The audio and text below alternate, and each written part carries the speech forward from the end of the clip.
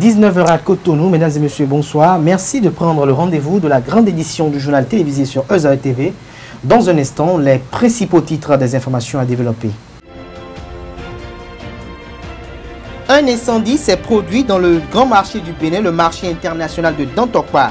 Des informations recueillies auprès des premiers témoins, la zone de vente des céréales serait prise au piège par les flammes très tôt ce matin aux environs de 4 heures. À suivre le constat effectué par une équipe de la rédaction en ce qui concerne le bilan de cette tragédie. Au Bénin, des alliances politiques se créent circonstanciellement et ne durent que le temps des élections, leur protagoniste n'étant animé que par le but de remporter les élections. Des transhumances politiques ont lieu d'un camp vers un autre sans concertation préalable des électeurs qui leur ont accordé leur suffrage. Avec l'invité de cette édition, nous aborderons le fonctionnement du système partisan et d'autres sujets de l'actualité politique nationale. Le responsable à la mobilisation du parti Mouvement Espoir du Bénin, MEPS, du professeur François Adebayor Abiola, est déjà dans nos studios. À la veille de la cérémonie qui a eu lieu en Afrique du Sud, incarnant l'inhumation de l'emblématique combattante de la lutte anti-apartheid, Winnie Mandela, l'ambassade de l'Afrique du Sud au Bénin a organisé un office funèbre dans son enceinte le vendredi 13 avril dernier. Retour sur cet instant de recueillement dans un instant. Bonsoir à nouveau, chers amis internautes. Comme je l'annonçais à l'entame de cette édition, le fonctionnement du système partisan au Bénin est véritablement dans un état de déliquescence sans pareil et entravé par plusieurs maux. Au nombre de ceux-ci, on peut citer l'inflation de partis politiques, environ 236 partis politiques enregistrés au ministère de l'Intérieur et des Cultes. Le système partisan béninois génère une multitude de partis politiques qui se forment sans jamais pouvoir faire élire de représentants aux différents niveaux ou aux différentes élections, créées surtout en période électorale avec la volonté affichée d'animer la vie politique. Ils disparaissent après quelques temps. Et c'est d'ailleurs à ce titre que je reçois dans ce studio, dans cette édition du journal télévisé sur Eusa TV, le responsable à la mobilisation du parti Mouvement Espoir du Bénin. Il a pour nom Patrice Ayelabola Casimir Fachinan. Casimir, bonjour. Bonjour, monsieur le journaliste. Merci d'avoir accepté notre invitation. C'est moi. Alors, ma première question va être autour de la rencontre qui s'est tenue le samedi dernier à Djefa dans le cadre de la situation politique nationale du pays. En tant qu'acteur politique, comment analysez-vous ou comment percevez-vous cette rencontre qui s'est tenue à Djefa? Oui, merci, monsieur le journaliste. À l'entame, je dois remercier Eusa TV pour l'invitation qui nous a été faite par rapport à cette situation qui prévaut dans notre pays aujourd'hui. Vous voyez, ce qui se passe, ce que vous avez vu à Djefa, ce n'est pas de nouveau, c'est pas nouveau. Vous voyez, c'est pas nouveau.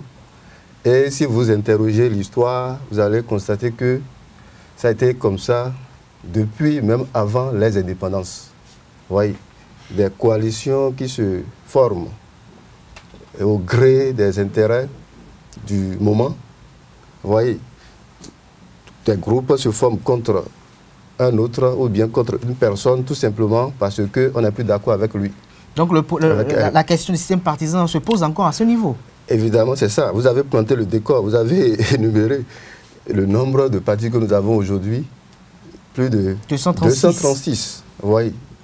Est-ce que nous avons 236 idées au Bénin? Alors, Casimir Patrice Fachinan, oui. Quelle perception faites-vous ou avez-vous du système partisan?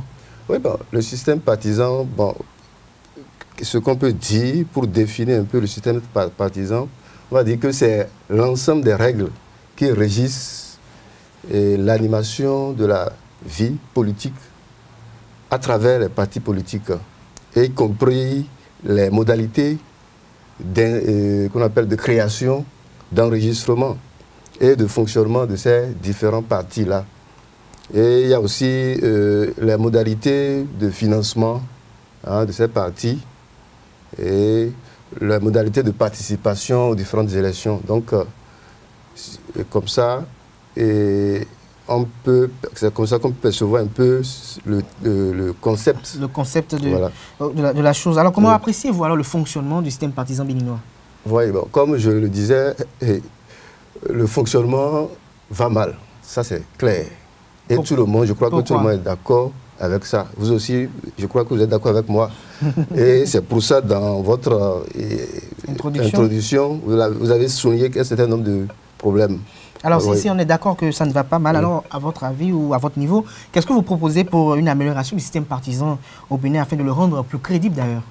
Oui, donc, bon, vous savez que si on doit parler de, avant de parler de, qu'on appelle, de propositions, il faut parler un peu de comment on est arrivé au système partisan au Bénin, en Afrique, au Bénin. Mais vous savez que... On a fait l'historique. L'historique, la genèse du système partisan. Disons que avant les indépendances, on était dans la colonisation. Et là, c'est le colon qui dirigeait les pays africains. Mais après la Seconde Guerre mondiale, quand les Africains ont senti le besoin d'aller à l'indépendance, ils ont commencé par s'associer. Inspirés un peu par l'idée de la force républicaine, c'est-à-dire de la démocratie et autres, de la liberté, de l'indépendance. Et ils ont commencé, les nationalistes ont commencé par réclamer l'indépendance. Maintenant, pour soulager un peu les Africains, les Français, en ce qui concerne le Bénin, ont proposé, à travers De Gaulle, ont proposé aux Africains une union française où les colonies seront transformées en territoire d'outre-mer. Donc désormais, dans cette union-là, qui a été consacrée par la Constitution française de 1946 et qui autorise le système représentatif. Le système représentatif. Donc lorsqu'on parle de système représentatif, ça veut dire qu'on représente quelqu'un ou bien un groupe quelque part. Parfait. Donc les Africains devaient désormais représenter leur peuple chacun, à travers dans différentes assemblées. Okay, vous voyez. Donc, et c'est comme ça que les partis politiques sont commencé par naître de part et voilà. d'autre. Et alors, les coalitions qui ont commencé par se faire. Vous voyez, comme on le dit, ce n'est pas maintenant que ce type de coalitions ont commencé. C'est depuis même avant les indépendants, comme je le disais tantôt. Et aujourd'hui, si je dois écouter, oui. Donc à partir de 1990, vous avez vu, nous avons décidé qu'on appelle on a choisi le multipartisme intégral. Et comme ça, les partis ont commencé par être créés. Et aujourd'hui, vous avez dit que nous avons près de 236 partis politiques. Donc, alors aujourd'hui, qu'est-ce qu'on peut faire? Quelle action, quelle thérapie? C'est parce que ces différents partis-là ne suivent aucune ligne idéologique. Et c'est l'argent qui est à la base de leur association, les intérêts. Alors comment peut-on faire? Qu'est-ce qu'on peut peut-être entreprendre pour amener les partis politiques à une idéologie, à être fiable ou à être fidèle à leur idéologie? Voilà, c'est ce que le parti même du professeur François Adébaya a proposé, a commencé par proposer depuis 2016. C'est-à-dire, vous pouvez nous expliquer rapidement? C'est-à-dire la ligne idéologique. Et le parti même a choisi le centrisme. Le centrisme, c'est-à-dire que le parti qui est là pour concilier et qu'on appelle les vérités de la gauche et de la droite, du libéralisme sauvage, qu'on appelle du socialisme. Vous voyez. Donc là, le centrisme prône la tolérance, oui. La solidarité et la non-exclusion. Vous voyez. Donc, chaque parti désormais devait être constitué sur la base d'une idéologie. Et c'est autour de cette idéologie, normalement, que même s'il devait y avoir un regroupement, ça doit se faire. Mais aujourd'hui, pour diminuer le nombre de partis que nous avons, mais on est en train de proposer, par exemple, le regroupement des partis en de grands groupes, pour que, à la fin, les grands ensembles politiques. On ait de grands ensembles politiques. Ce n'est pas pour limiter le nombre de partis, non. Mais la manière dont ça va se faire, ça va obliger les différents partis, petits partis, autres, à se regrouper pour qu'on ait enfin de grands groupes politiques et constitués autour d'une idéologie. parce que c'est autour d'une idéologie qu'on définit la voie de développement. Alors pour finir, donc, à votre avis, l'idéologie est la seule gage de restauration qui pourra rendre plus crédible comme notre parti politique? Oui, il y a l'idéologie. Non seulement l'idéologie, il y a l'idéologie. Ça là, c'est théorique. Et il y a aussi le respect des règles, des tests. Propre à chaque parti. Oui, propre à chaque parti. Et l'animation réelle de la vie politique, la formation des citoyens, oui, pour le militantisme. Oui. Il y a aussi que le ministère de l'Intérieur doit jouer effectivement son rôle pour qu'on puisse savoir quels sont réellement les partis politiques qui animent véritablement qu'on appelle la vie politique dans notre pays.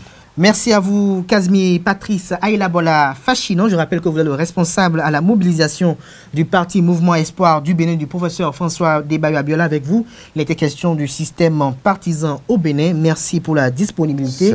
Vous restez avec nous. Cette édition du journal télévisé sur Rosario TV se poursuit. Un incendie spectaculaire a entraîné de gros dégâts au marché international de Dantokpa de Cotonou. Aucune victime n'est à déplorer, mais d'importants dégâts matériels. Ce lundi matin, la quasi-totalité de la zone de vente des céréales du marché international de Dantokpa a été ravagée, de même que les petits commerces aux alentours.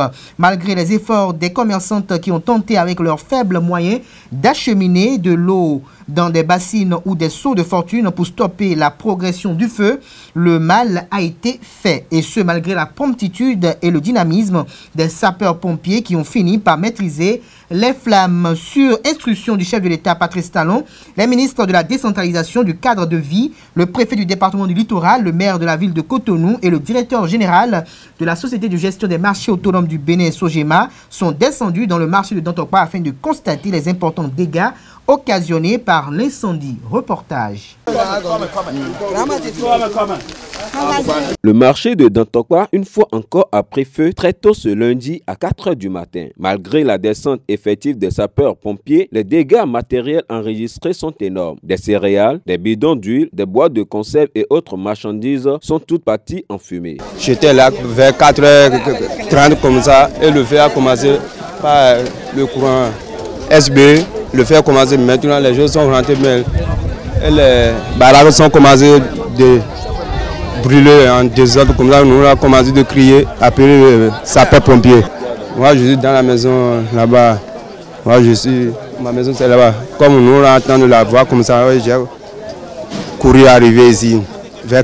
Ça commence vers 4 h. Aussitôt prévenus, les sapeurs-pompiers se sont très tôt précipités sur les lieux pour essayer d'éteindre le feu. Après plus de 60 minutes de combat avec le feu, les agents pompiers ont pu maîtriser le feu et à 6 h du matin ont commencé par la fouille intensive. Environ de 4 h, il y a un de nos éléments de faction au groupe d'intervention subaquatique. Le groupe d'intervention subaquatique, c'est un centre de secours qui est installé à Dantokpa, ici, non loin de la lagune de Dantokpa. Et donc, l'élément était de faction sur l'immeuble R+1 qui abrite ce centre de secours. Et donc, il a aperçu vers l'ouest de gigantesques flammes. C'est comme ça que l'alerte est partie du centre de secours et donc les éléments de garde d'incendie ont décalé et donc se sont rendus sur les lieux. Nous avons aperçu le feu à 4 h et déjà à 1h15, les moyens hydrauliques déployés sur le terrain nous ont permis donc de maîtriser ce feu après une soixantaine de minutes. Mais déjà, à partir de 6 h, nous avons commencé la phase que nous appelons phase de déblai et de dégarnissage. C'est-à-dire que nous avons totalement éteint le feu, mais il y a quelques débris qui sont en train de charbonner. Et donc, il faut enlever les matériaux qui empêchent d'accéder à ces débris qui charbonnent là pour pouvoir procéder à leur extinction. Beaucoup de matériel roulant et plus de 60 agents ont été mobilisés à cet effet pour la maîtrise du feu, avec l'aide extérieure en matériel roulant venu de ports autonomes de Cotonou et de la SECNA. Nous avons mobilisé au total 7 engins pompes. Engins pompes, ce sont ces engins-là que nous utilisons pour éteindre les feux. Nous avons également mobilisé 2 véhicules de secours et d'assistance à victimes. Ce sont les véhicules appelés communément ambulances par anticipation, parce que, étant donné que c'est dans un grand marché que le feu s'est déclaré, il peut y avoir des gens intoxiqués, il peut y avoir des gens sous les décombres en ces jardins. Nous avons également déployé des véhicules que nous appelons des véhicules d'intervention diverses qui peuvent jouer d'autres rôles sur le terrain. Il faut noter, au nombre de 7 engins pompes, il y en a 2 qui sont venus de l'extérieur, donc ce sont des renforts externes. Je veux parler du port autonome de Cotonou qui a envoyé un engin pompe et de la SECNA également qui en a envoyé un. Nous trouvons autour d'une 60aine d'hommes déployés. Pour le capitaine Kazimi Etiha, les causes de l'incendie ne sont pas encore connues, mais des enquêtes seront éventuellement lancées pour éclairer l'opinion publique sur l'origine du feu. Non, les causes de l'incendie relèvent donc d'une autre enquête. Et donc nous ne saurions vous dire à cette étape donner la cause donc, de cet incendie. Malgré toutes nos demandes et nos tentatives pour rencontrer quelques victimes, ces sinistrés n'ont pas voulu se confier à nous parce qu'ils sont encore sur le choc. Une grande mobilisation des différentes personnalités de la vie politique, économique et sociale du Bénin s'est fait montre ce samedi dernier à Djefa, dans la commune de Semekpoji. Les anciens présidents Nicéphore Dieudonné Soglo, Thomas Boniaï, le président de l'Union sociale libérale USL Sébastien Germain à Javon, l'ancien médiateur de la République Albert Tevou Edjret, des anciens députés et ceux de la minorité parlementaire actuelle, sans oublier des personnalités comme Victor Tokpanou, Amos Elegbe, les membres du Front pour le sursaut patriotique, Jean Kokouzounon, Gilbert Kouessi, Léon Zungbadi, Eugène Azatassou, Lucien Médico, Alassane Tigri, Saka Fikara, Théophile Nata, Philippe Noudjenoumé, tous contenus par une forte population, ont su transcender leurs divergences face à la situation sociopolitique qui prévaut dans le pays actuellement. Une rencontre qui fait depuis sa tenue couler beaucoup d'encre et de salive. Laquelle rencontre fait objet de polémiques et de controverses, laissant libre cours à des analyses diverses et diversifiées. Sur Free Matin du jour, Nadège Diwan a reçu Jacques Bokor, rédacteur en chef du quotidien Matin Libre, afin qu'il analyse cette actualité. On le suit. Il faut dire que c'est l'une des rares fois que nous avons un si gigantesque regroupement composé d'anciens présidents de la République et puis de hautes personnalités, des têtes couronnées. Il y en avait aussi. Et une partie de la population était du côté de Djefa. C'était, disons, la ferveur de l'autre côté. Je constate tout de suite que l'opposition est en train, disons, de s'organiser. D'abord, attardons-nous un peu sur le fond. Qu'est-ce que ces hommes sont allés faire à Djefa? Ils sont allés tirer, en fait, la sonnette d'alarme par rapport à la non-installation du COS-LEPI, par rapport à la situation de crise sociale, notamment dans le secteur de l'éducation, avec les enfants qui sont à la maison, le non-respect des décisions de la Cour constitutionnelle, entre autres. Si nous prenons ces 3 faits, ce sont quand même des faits qui sont fondés. Et puis, dans un régime démocratique, moi, je suis de ceux qui pensent qu'on devait avoir, au-delà des institutions de régulation, on devait avoir des organes, des instances de contre-pouvoir, comme, disons, l'Assemblée nationale, qui devrait jouer normalement son rôle pour qu'on n'arrive pas à ces genres de dérives reprochées au pouvoir en place. On devrait avoir une opposition bien organisée. On devait avoir une société civile qui mène son rôle de contrôle citoyen de l'action publique.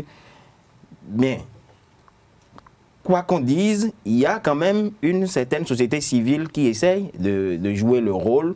L'opposition, vaille que vaille, disons, réduite jusque-là à certaines personnalités.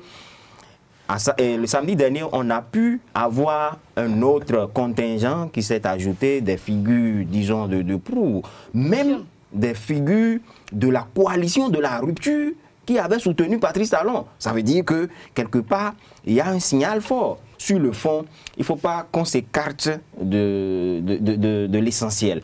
Alors, quant à la présence de Yahi Boni, oui, je fais partie de ceux-là qui ont dit aux premières heures qu'il aurait pu s'abstenir parce que ne pas tomber dans le piège de ces démarcheurs qui veulent abuser de sa cote en allant souvent le chercher.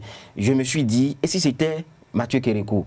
Mathieu Kérékou, je ne pense pas qu'il allait se présenter à cette rencontre-là. Il faudrait que Yahi Boni aujourd'hui se ménage un peu, se réserve. Qu'il se prenne. Oui. Parce que lorsqu'il sort, on se dit, bon, on a absolument. Qu'il soit le fétiche là qui, disons, suscite l'admiration de tous. J'aurais bien voulu qu'il aille plutôt du côté de Kovet directement, en passant par Boycon, chez Issa Salifou et puis chez Djanotin, et prétester de cela pour dire que oui, ce qui est de l'autre côté le préoccupe plus.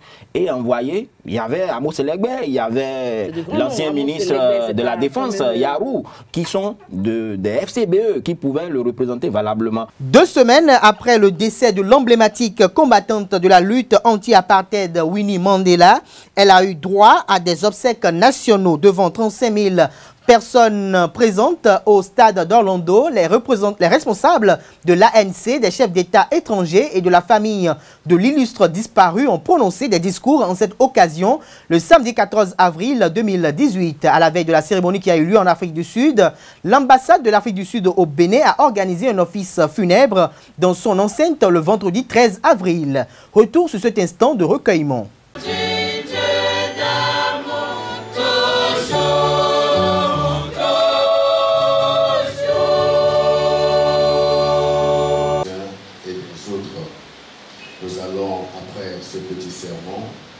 Adopter une attitude de prière. Chants et sermons religieux, exhortations et témoignages ont meublé l'office funèbre organisé en hommage à Maman Winnie Madikizela Mandela le vendredi 13 avril 2018 à l'ambassade de l'Afrique du Sud au Bénin.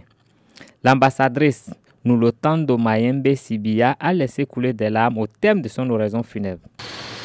Mama Winnie was a woman from a simple village in the Eastern Cape province of South Maman Winnie, originaire d'une village située dans le Eastern Cape, était très destinée à marquer l'histoire de l'Afrique du Sud. Elle est devenue pour beaucoup le symbole de la lutte des Sud-Africains ordinaires qui veulent être libres. Bien que sa mort soudaine ait été un grand choc, aujourd'hui nous sommes ici pour commémorer sa vie, son succès et sa contribution incommensurable à l'Afrique du Sud dont nous jouissons d'aujourd'hui. Elle est sans aucun doute l'une des grandes icônes de la lutte pour la liberté. Elle a sacrifié tout ce qu'elle a rêvé et obtenu dans la lutte contre l'apartheid. One of the great icons of the liberation struggle, and sacrificed everything she dreamed of and had obtained in the fight against the apartheid state. Le nonce apostolique et vice-doyen du corps diplomatique a présenté les condoléances du corps diplomatique à Madame l'ambassadrice et aux Sud-Africains résidant au Bénin. Nous sommes ici pour représenter le corps diplomatique, pour présenter nos condoléances à Madame l'ambassadeur, à son époux, à Husband. L'ambassadrice des États-Unis près le Bénin, le chargé d'affaires de l'ambassade du Nigeria près le Bénin, le consul général sud-africain en retraite ont également pris la parole au cours de cet événement. La signature du livre de condoléances et les salutations d'usage ont mis fin à cette cérémonie animée par une chorale de la place.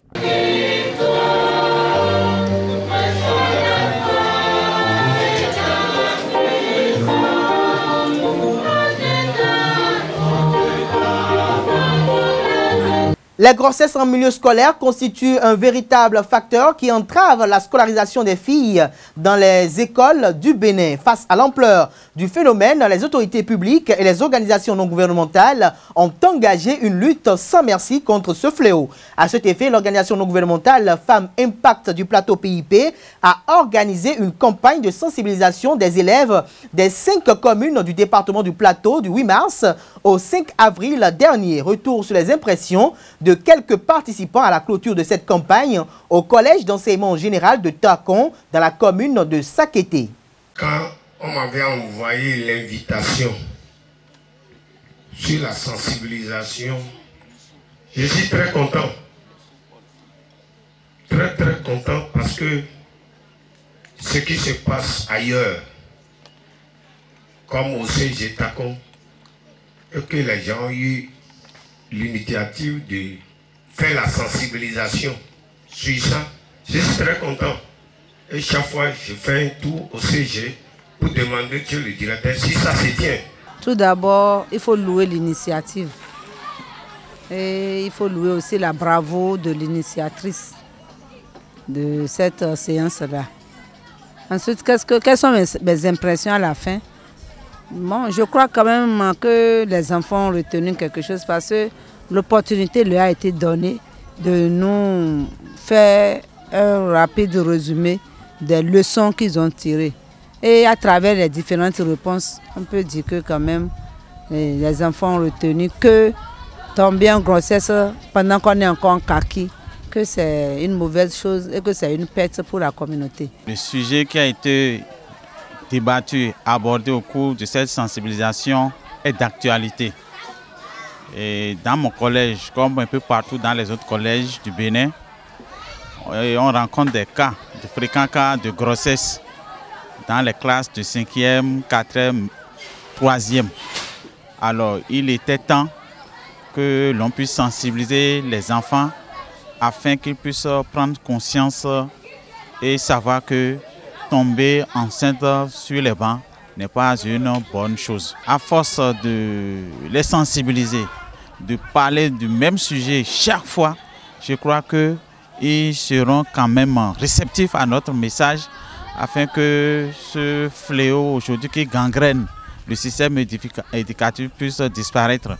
Dans les 5 collèges que nous avons pris part, il y a eu au moins un collège qui n'a pas encore enregistré de grossesse en cette année. Il y a dans d'autres, ce n'est pas la peine, mais ils ont demandé à ce que nous continuions l'œuvre. Les jours à venir, on aura de beaux résultats. Lorsque je déroulais la communication, je lisais sur le visage qu'ils étaient touchés par le message. Ils étaient touchés par le message. Mais l'impact de cette communication, l'impact de cette sensibilisation, ce n'est pas aujourd'hui que nous allons le ressentir.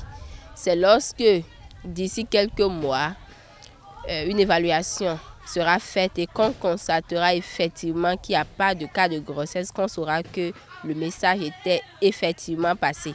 Et que le message non seulement était passé, mais les filles ont pris ça en compte et se sont comportées de manière à ce que les cas de grossesse ne soient plus dénombrés à l'école.